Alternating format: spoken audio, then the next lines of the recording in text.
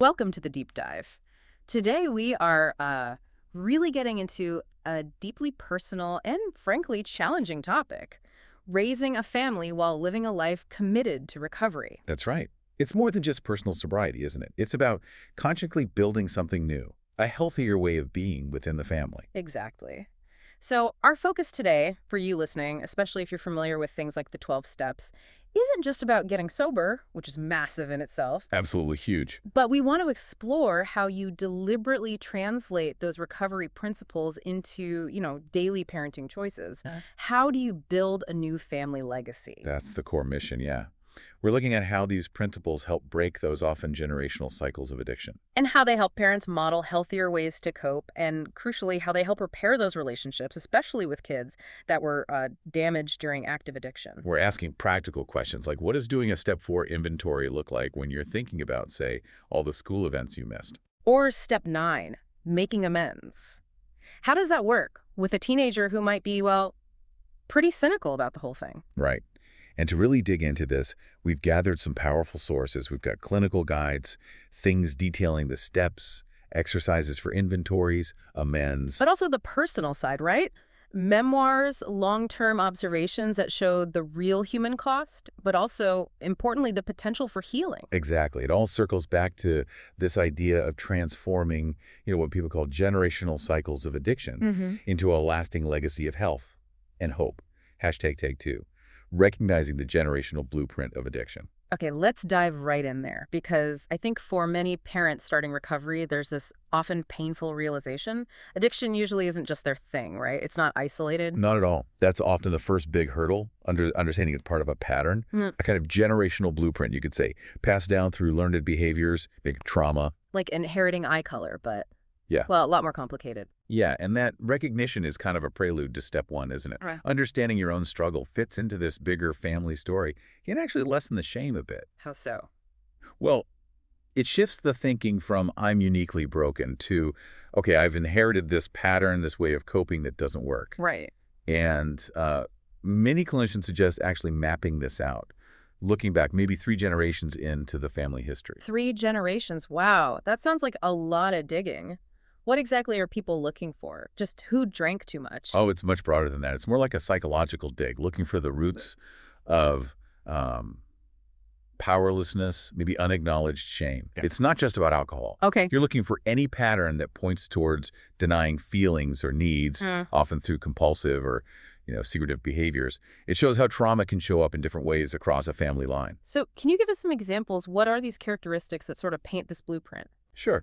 The sources lay out a pretty comprehensive list, and yeah, it can be sobering to look at.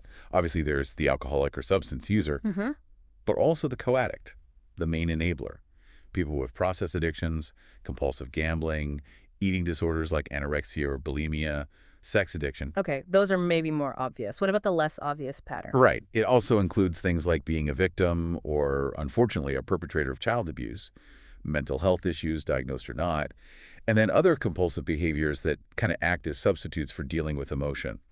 Like what? Things like chronic overeating, Yeah. compulsive the workaholic who's never really present emotionally, Yeah. excessive spending, even sometimes extreme rigid religious practices that are maybe more about controlling anxiety or judging others than actual spirituality. Wow. So finding these links helps someone see their own situation less as a personal failure. Exactly. And more as this complex web of inherited flawed ways of coping, ways that maybe helped someone survive emotionally difficult times generations ago but aren't working now. That leads us right into this idea of addiction as developmental trauma, doesn't it?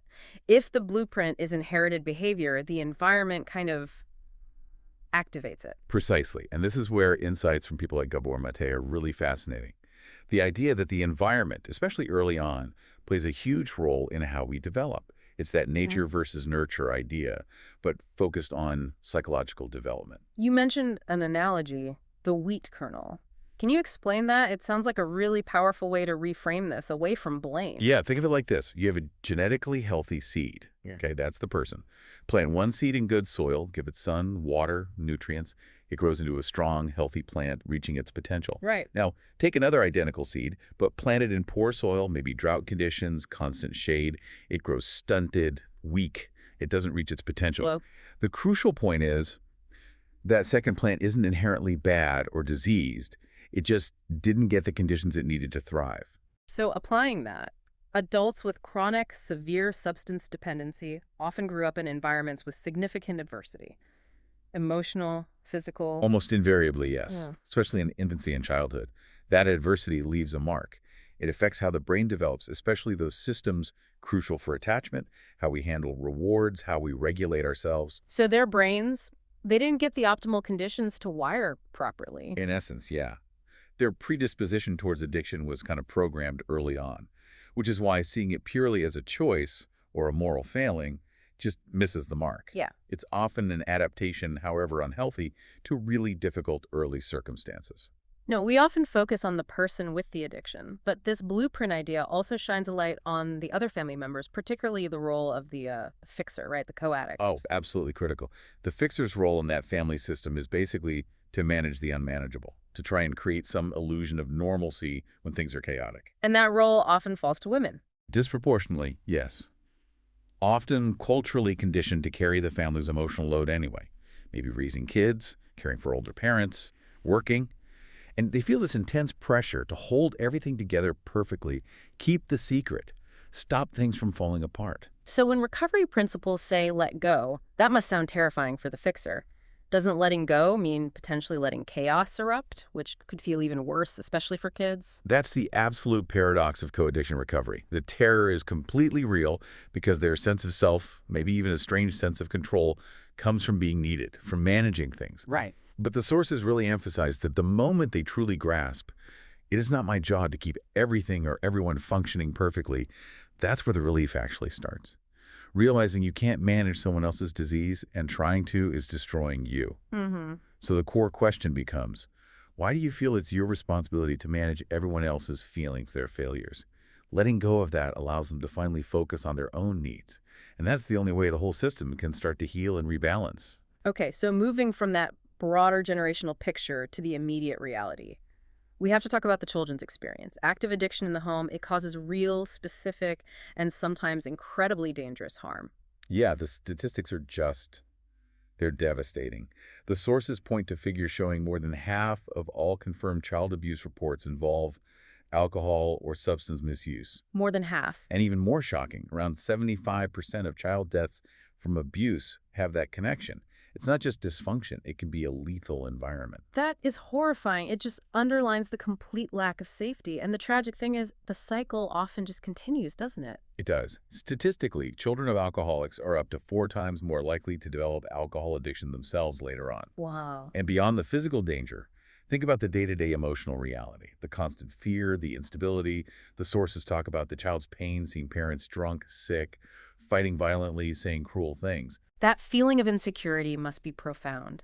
Lying awake, listening to arguments, feeling completely powerless, or, hiding in a closet because it's the only place that feels remotely safe. Their constant state of high alert, of chaos, it leaves deep scars. It teaches kids that the world is unpredictable, that adults can't always be trusted, that their own sense of safety is fragile. That's a fundamental betrayal the sober parent later has to work so hard to mend. And meanwhile, the parent who's using, they often know, don't they? At some level, they see the damage, but they're trapped in denial. That internal conflict must be agonized. Oh, absolutely. Every person struggling with addiction engages in self-deception, lies to themselves and others. It's a way to cope with that internal war, that conflict of wills. Part of them knows they need to stop, especially when they see the fear in their child's eyes. But another part, deep down, believes they need the substance to survive, to cope. And trying to protect the addiction while seeing the harm, it creates this terrible lack of self-trust, immense pain.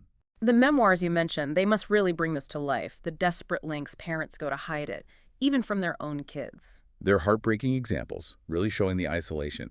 Like a mother meticulously hiding empty miniature liquor bottles, Mickeys, in trash cans at roadside diners during family trips so no one counts how many she's had. Wow. Or, another story, lying about a physical reason, like sore nipples, to justify using formula instead of breastfeeding, just so she could drink freely on alternate nights without worrying about it passing to the baby. Oh, that's tough to hear. And the realization that hits later in recovery is often this profound sense of having emotionally abandoned their children. Even if they were physically there, they weren't really present. Exactly. The feeling is, I wasn't truly there for them. I put my own perceived needs, driven by the addiction, ahead of their actual needs. And that betrayal of their own core values is what fuels the shame, the isolation, and eventually the motivation to get help. Now, here's something really fascinating and kind of disturbing. Sometimes the parent, lost in their own stuff, actually projects their issues onto the child, like a weird human X-ray thing. Yes, this is a really painful dynamic. Carolyn Knapp wrote about this with her father. She'd be sitting quietly, and he'd suddenly say something piercingly accurate about her inner state, completely out of the blue. Like what? Things like, "You feel like an outsider in this family, don't you?" Or Mhm. he'd comment on her being moody or needing to escape the house when things got tense, and she was just baffled by how accurate it felt. But the twist comes later. Years later, she realized those weren't her primary issues at the time. They were his. Depression, anger, that urge to flee his own reality. He was projecting his own internal state onto her. So the child becomes like a mirror for the parent's denied feelings. Exactly. An unwitting container for all the stuff the parent can't handle in themselves. And that's incredibly confusing for a child. It can make them internalize shame or feelings that aren't even theirs originally.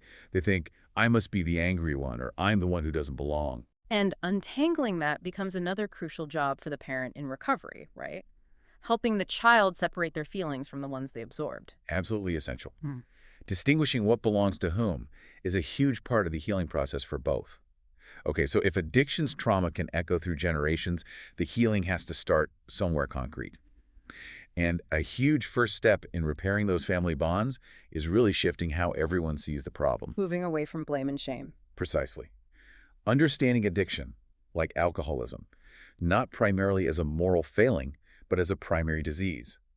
A chemical issue in the brain with its own progression, its own potential outcomes, sadly, including fatality. That shift must be massive for the whole family dynamic, takes the focus off hiding a shameful secret. It does. When the family can genuinely start to see it as a disease, it opens the door for compassion, for forgiveness, both for the person struggling and from them. We don't typically blame someone for getting cancer. So seeing addiction similarly reduces that blame cycle. Yeah. And interestingly, that often makes it easier for the person to maintain sobriety because they can focus on recovery actions instead of just being crushed by guilt. And what about all those behaviors from active addiction, the lying, the sneaking, the self-centeredness? If they aren't just bad character, what are they? They're understood as protective behaviors, Hmm. strategies, however flawed, that the person adopted, sometimes very unconsciously, to protect their access to the substance. To keep the addiction going. Exactly. They were using psychological defenses to maintain what they felt they needed to survive emotionally. Hmm. So when the substance is removed, there's still, as they say, a lot of work to do. Mm-hmm. Stopping the drinking or using doesn't automatically erase those ingrained patterns. You have to consciously dismantle that whole structure of deception and self-protection. Okay, so how do you dismantle that? Where does the change begin? The sources talk a lot about humility, especially in step 7. How does that become a practical parenting tool? Humility is really seen as the bedrock. Without it, finding genuine happiness or faith or resilience when family life gets tough, it's basically impossible. Mm. In parenting terms, humility is the antidote to that ego-driven need to be right all the time, to control everything, to demand perfection. Right, the my way or the highway approach. Yeah. The aim of step 7, asking a higher power to remove defects, is really about shifting away from that self-centered fear of losing control, fear of not getting what we demand from our kids or partners. It's about learning to reduce those demands. That difference between a demand and a request, that seems like a really powerful, concrete tool for parents in recovery, especially dealing with those control issues. It changes the whole interaction. A demand is rigid. It sets up conflict. It leaves no space for the other person. Mhm. A request respects them, allows for discussion, accepts that things might not go perfectly. Can you give an example, maybe with a teenager? Sure, a demand might sound like, you will be home by 8 p.m. sharp, or you're grounded for a month. End of story. You can hear the fear of losing control in that. Yeah. A request, coming from a place of humility, might be more like, look, I'd feel a lot better if you could aim for 8 p.m. Can we agree on that? And if something happens and you're going to be late, please just call me. Honestly, because of my past stuff, my mind can jump to the worst case scenario, and knowing you're okay helps manage my anxiety. That's totally different. It's honest about the parent's feelings, sets a boundary, but respects the teen. Exactly. It moves from being willful and prideful towards letting go and honesty, like those recovery charts often show. And that willingness to accept imperfection, that humility, that's what helps the parent stay steady when, the inevitable family chaos happens. A tantrum, a bad grade, a fight with the other parent. It's how grace gets a foothold in the home. Mm. It chips away at that obsession not just with substances, but with controlling everything. By making fewer things absolute demands, the parent becomes less emotionally reactive. They model real resilience, not that brittle, forced control from before. This really connects to facing those painful past moments, right? The work of the fourth step inventory. Definitely. Step 4 is that fearless moral inventory. It encourages looking back, grieving losses, acknowledging the harm done, the shame, the sadness.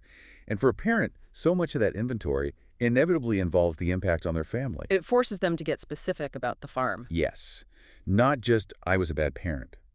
The exercises push for concrete examples. Recovery guides might literally suggest writing things like, I am truly sorry for all the times I missed being present with my kids because I was high, drunk, or hungover. Or, I regret the fear my kids felt during my arguments with my partner when I was drinking. Precisely. Focusing on that tangible impact is what lays the groundwork for making real amends. Okay, so after the inventory comes step 9, making direct amends. But with family, especially kids, this seems incredibly delicate. Timing, what you say? The sources must stress caution here. Absolutely critical. This brings up a huge ethical question for the parent. How do I own my part without causing more harm? The guiding principle is crystal clear. We don't get to buy our own peace of mind at the expense of hurting someone else. So even if the parent feels ready to confess everything. Their readiness isn't the only factor. Prudence is key. They need to consider the child's age, their emotional maturity, what they already know or witnessed. Right. It might be deeply unwise, even damaging, to dredge up certain really traumatic episodes the child wasn't aware of or can't process yet. Maybe details of adult issues or specific frightening incidents they've blocked out. The point of the amend isn't just for the parent to feel better. It's about repairing the relationship and not causing new injury. Exactly. So the focus needs to be on the impact on the child, not necessarily all the gory details of the addiction. An effective amend owns the failure. I know I wasn't emotionally available when you needed me, and crucially, demonstrates changed behavior now. So sometimes a full, direct amend about a specific past event might need to wait. It might. Perhaps until the child is older, maybe even has their own support system like therapy. The real spirit of Step 9 in the family context is that readiness to take responsibility for the other person's well-being. It often starts with a more general admission of shortcomings right after getting sober, and then builds from there, always prioritizing the child's safety and healing. So once that foundational work, the inventory starting amends, is underway, the parent steps into this different reality. It's about cultivating emotional freedom day by day. And this comes largely through the later steps, like 10 and 11. That's where recovery really becomes a hands-on parenting strategy. Okay, emotional freedom. What does that look like practically when you're dealing with the daily grind of family life? The spilled milk, the homework battles, disagreements with your partner. How does it stop you from snapping or shutting down like maybe you used to? Well, Step 11, the prayer and meditation piece, aims for that overall emotional balance. But Step 10, the daily inventory, that's like the immediate tool. At the end of a tough day, you review. Okay, where was I selfish today? Dishonest? Afraid? Resentful? Did I owe any apologies? So it's like catching things before they escalate. Exactly. You spot those moments of ego or fear or selfishness before they spill out as harsh words or withdrawal towards your kids or partner. You can course correct much faster. That must be incredibly powerful for parents who themselves grew up in homes where their feelings were acknowledged or were even denied. Hugely validating. Step 10 helps you trust your own internal experience again. If your family always pretended things were fine when they weren't or told you not to feel angry or sad, this daily check-in says, no, your feelings are real and valid. So when the toddler's having a meltdown over juice. You can recognize, okay, my intense frustration right now isn't really about the juice. It's tapping into my old fear of losing control. Yeah. And then you can choose to respond from a calmer place, based on principle, not just react. Now, getting sober often means changing your social life drastically, right? Giving up the parties, the bars, the happy hours. That sounds incredibly isolating, maybe even a relapse trigger. It can feel like social suicide at first, definitely, especially if your whole culture revolved around drinking. But the sources make a key point. Just being around other sober people doesn't automatically cure the loneliness. Real connection, The antidote to that deep isolation only comes when you start letting people in, telling your truth, your struggles, your fears, your past. The antidote isn't just sobriety, it's intimacy. And how does that play out with kids? How does a parent foster that intimacy?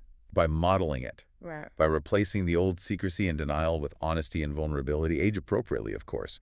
Kids of addicts often learn to hide things, to pretend. Right.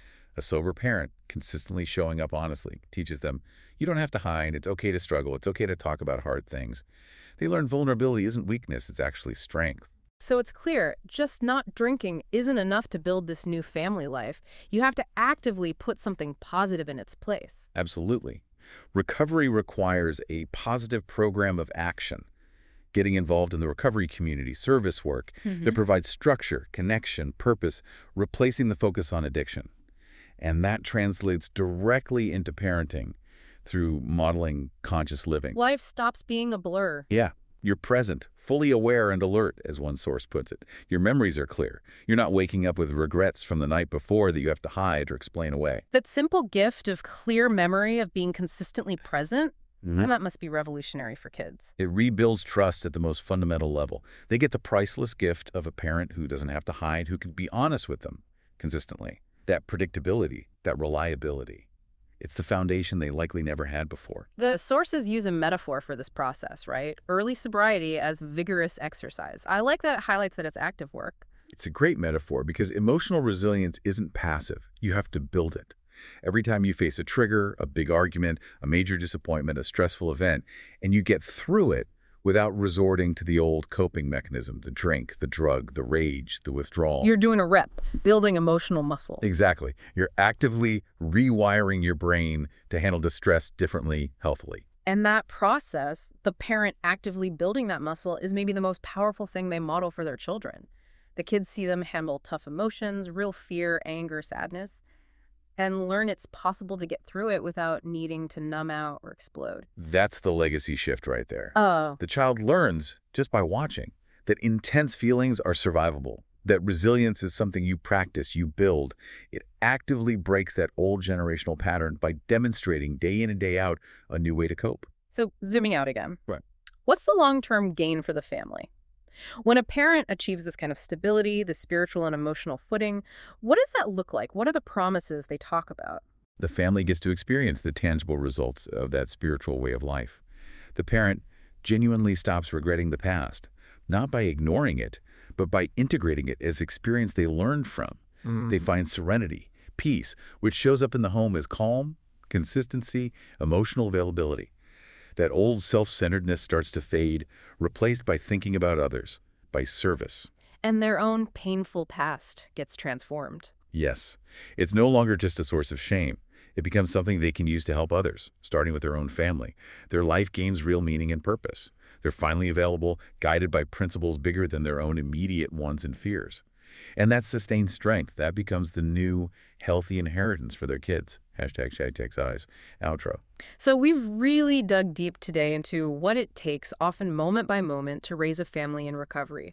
We looked at recognizing those generational patterns of addiction, The blueprint. faced the painful reality of its impact on children, and then explored the deliberate, step-by-step work involved in rebuilding things like humility, making careful amends, all aimed at creating honest, connected, and safer family bonds. Yeah, and the core message is that reconstructing your life is the ongoing goal. It happens one day at a time. Staying away from that first drink, yes. But fundamentally, by living differently, living spiritually, the person in recovery often realizes they needed help from something bigger than themselves. The higher power. Because that power could do for them what they couldn't. Remove that relentless obsession, that compulsion. It really shifts the whole game, doesn't it? Raising a family sober isn't just about avoiding disaster, the drink. It's about actively cultivating something positive, the spiritual awareness that touches everything, every family interaction. Like the 12th step says, carrying the message into all our affairs. Exactly. It's the payoff. So maybe the thought to leave you, the listener, with is this. They say you only keep sobriety by giving it away. If that's true, what message does a parent's long-term recovery, their stability, their emotional presence, their resilience constantly send to their children? What does it teach them about real strength, about finding peace? What kind of powerful, hopeful legacy is that building? A legacy that truly changes the future. Thanks for joining us for the deep dive.